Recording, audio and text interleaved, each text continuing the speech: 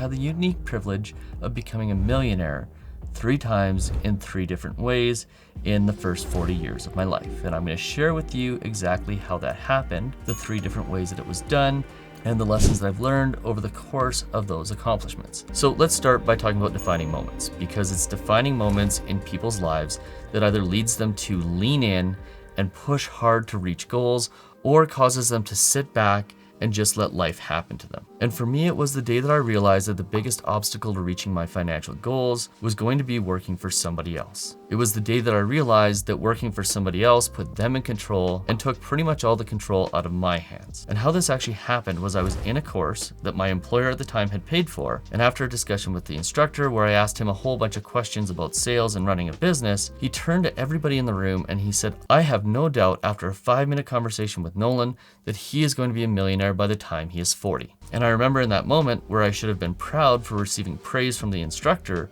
I actually had a defining moment because the feeling that I experienced was not pride, it was actually disappointment. Disappointment in the fact that he thought I'd only be able to do it by 40. And in that moment, I decided that I was going to indeed become a millionaire by 30. Now at that point, I was pretty much starting from nothing and I had about 8 years in order to do it, but that moment pushed me to figure out how I could make it possible. And subsequently, the first thing I did was I quit my job working for the employer who had paid for me to go to that very course. I don't think me quitting my job was their intention when they paid $5,000 for me to attend this sales training. And from that moment forward, my obsession became becoming a millionaire by the time I was 30. In fact, it probably became an unhealthy obsession because it was all I thought about. But the thing that became clear to me is that my skills at the time didn't match the skill set I would need in order to reach that goal. So as a result, I started investing as much money and as much time as I possibly could in things like books and courses to build a skill set that would allow me to get there. In other words, I started reading every single book I could get my hands on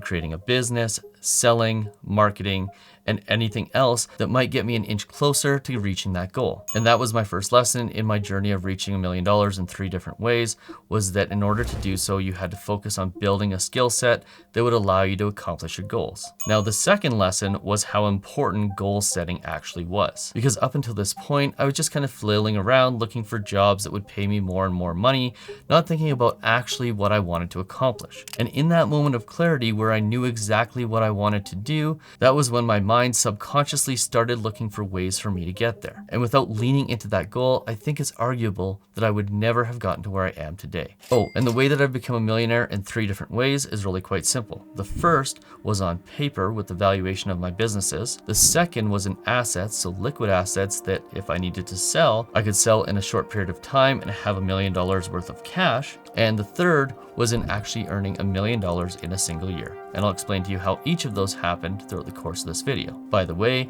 earning $1 million in a year was the most interesting of the 3. Now, once I quit my job, it quickly became apparent to me that I needed to own a business and run a business, and that is what I did. I started my little mortgage company and started to grow it. In fact, in my first year after leaving my job, I earned $250,000, which was 5 times what I was getting paid previously. Now, earning that kind of money led to a couple of problems. The first was lifestyle creep, because the first thing I did when I started making that kind of money was I went out and bought a $120,000 BMW M5. And for some reason I justified to myself that having that car would help me get to my $1 million goal faster. It didn't. It just cost me a significant amount of money to both operate, pay insurance on because I was pretty young when I bought it, and it also cost me a pretty significant amount of money in depreciation when I went to sell it a few years later. And the second problem it created was a massive tax bill that I didn't see coming. And yes, I'm one of those guys that got way behind on my taxes and ended up having to spend the next couple of years after that crawling my way out from a pretty big hole. But that also led to a really important lesson about not spending more money than you make. And more specifically, putting at least 20 to 25% of your income away every single time you get a paycheck, which is something I still do to this day. And once I started putting that money aside, it actually started to open up doors. Specifically, the one that made me a millionaire on paper by the time I was 30 years old was the opportunity to buy $1 million real estate company. Now, obviously at this point, I didn't have the full $1 million to buy it, so I had to go out and get financing. And in the process of getting financing, I had to have a valuation done on my existing mortgage company, as well as on the real estate company that I was buying. And because I was buying the real estate company at a pretty significant discount to what it was actually worth, because I had a relationship with the owners who intended to sell it to me so that I could continue on their legacy, I received back from my accountants a valuation on both companies that gave me a net worth, at least on paper, of over $1 million. In fact, it was significantly more than $1 million. And I'll never forget sitting with my dad, looking at him across the table as he read the document and realized that I had, in fact, as I said I would, become a millionaire by 30. Now, this is where the next lesson came into play, because it was at this point in time that I realized that having a net worth of $1 million actually didn't mean much. And I was starting to lose motivation, especially when I realized that what I was buying, the real estate company, that was essentially a 400-person ship that was steered in one direction, and it had no intention of turning anytime soon. So at that point, I had to decide whether I wanted to continue on in the direction it was going, and the only reason why I would have done that would have been to make more money, or to abandon ship completely and try to build a company that was more in line with my values. And it was at that point in time that I realized how important somebody's why is. At this point in time, I had obviously been getting really burnt out, and I just didn't want to work in the mortgage company anymore. I didn't want to work in the real estate company, and I really didn't know what I wanted to do. I just knew I didn't like what I was doing. And it was at that time that a friend suggested that I read Simon Sinek's Start With Why. And after reading that book that encouraged you to create a personal why statement, I realized that the real motivator for me in life wasn't the next check. It was actually inspiring people to thrive and give back, which is why that exists. And it's also why this YouTube channel exists, because this is my medium, and hopefully we're doing it right now, to inspire people to thrive financially and then to give back. And that's my only ask of you when you watch this channel.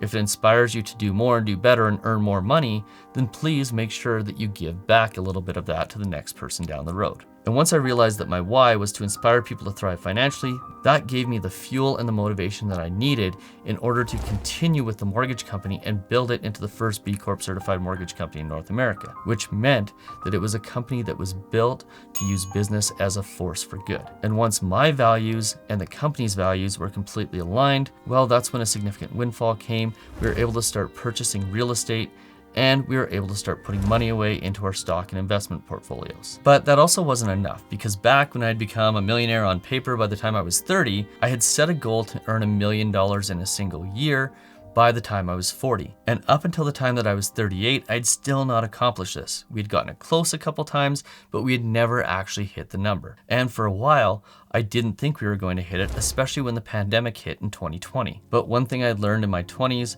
was that when bad things happen, it's your mindset and what you decide to do that determines what your path forward is. And I knew in March of 2020, when the pandemic hit, as scary as it was, that was going to be yet another defining moment in my life. And that is when I started publishing on this YouTube channel on a fairly consistent basis. And I made the commitment to myself, to my family, and to my clients that I would continue to take action to make sure that people had the best information possible on Canadian real estate and finance. Now, obviously, this channel has now gravitated to be more than just Canadian real estate and finance.